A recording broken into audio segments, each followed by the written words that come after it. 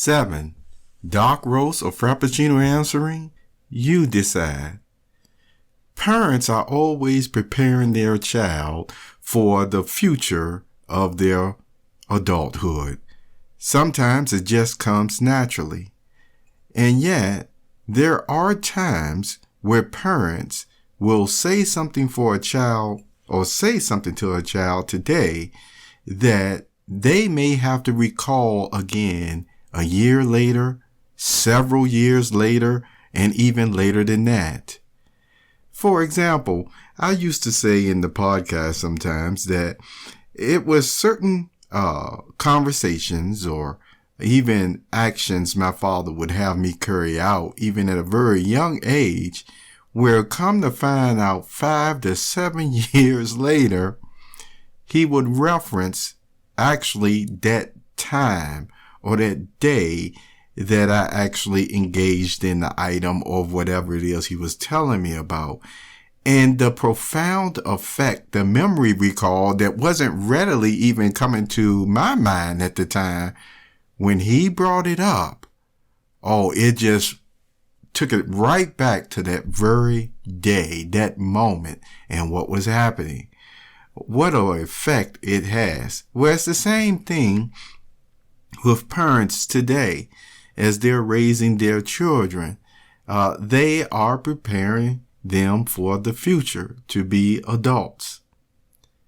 Now, bear with me a little bit longer on this, because what I'm about to share with you next, you may say, boy, what does this have to do with dark roast or frappuccino answering? Well, just thank you for bearing with me. You know, I was looking up the Rubik's Cube and the Rubik's Cube contests that have been going on over the years. I think the Rubik's Cubes came out, what was in the late 70s? Certainly by the 80s, they were out. They've been around that long. And did you know for some of the competitions, I looked up the price, that you could win up to $30,000. I wouldn't be surprised even more than that. For what? For actually just solving the Rubik's Cube, which again is a very brilliant feat to do. As some people would say impossible, but we know it's not impossible because many have done it. Now, there is also, I guess you could say, a evolutionarized, or if I'm saying that word the way I want to say it, way of using the cube. And it was called the Meffert's Oscar's Treasure Chest Cube. The Meffert's Oscar's Treasure Chest Cube. You could probably tell by the name that, hey, if you solve it, then there certainly is a prize that's inside. You can put something in there, whether it's a treat or jewelry or what have you. But what does the person have to do? They have to solve the Rubik's Cube to actually get that prize or treasure. Going along further, there are certain things called panic or mystery rooms today that a lot of people love several times a year, if not more, if they can go to, where you're actually placed together. Some would do it by themselves, but mostly it's a team effort because, you have to find clues and you have to be able to follow, where you go next, maps or what have you, in order to escape that maze, in order to actually, again, become free from that challenge. And a lot of people enjoy it. And we can go on and on and on with other examples, how when a parent may purchase a pet, like a dog or a cat. And you know how it is sometimes, especially with the dogs, if you're actually cleaning the house or doing some other housework, dogs might just want to come and help you. And so sometimes they are placed in the room, if not outside. But if they are placed in the room, sometimes you even have to lock the door because why? They could probably turn the doorknob and come out. So you may have a key and let's say, you just lock the dog in there with still, some water or, little treats or what have you. And when your child comes home, they may want to see the dog right away because you're through. And so you will give that child some instructions. You see, put a map in their head, so to speak, in order to go find where the key is stashed, whether it's on top of the refrigerator or in some drawers that they have to go through. And then they search and they find the key, and then they go and do what? Open the door, and the dog is able to come out and play with them. So, what is the principle in all of these matters of how a parent is training and preparing the child for adulthood? Well,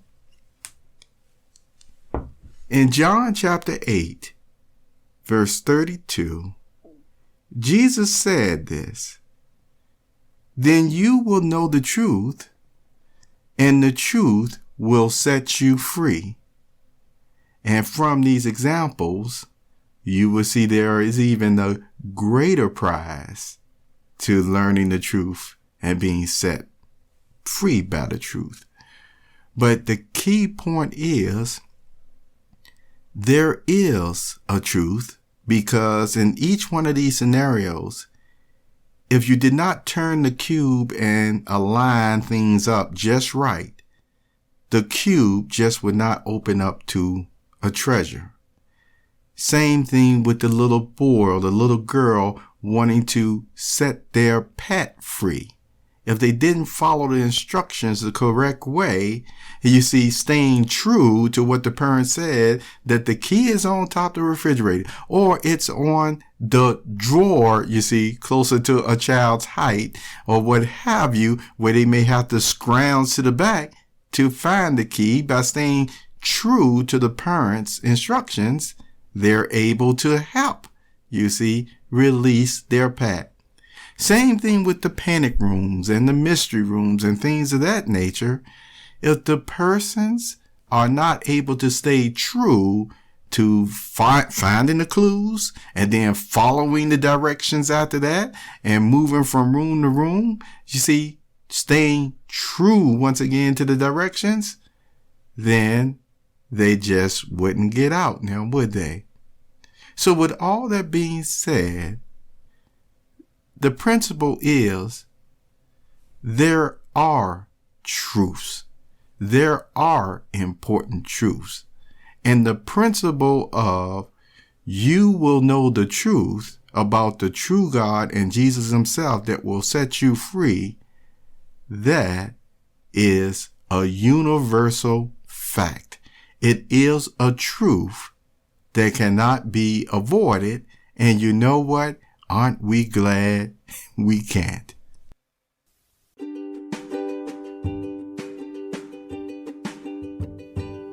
You have just listened to the Perceptive Readers Podcast. Remember, until next time, if you read something that encourages you to improve or enhance your life for the better, it becomes your reality. So dark roast or frappuccino, you decide.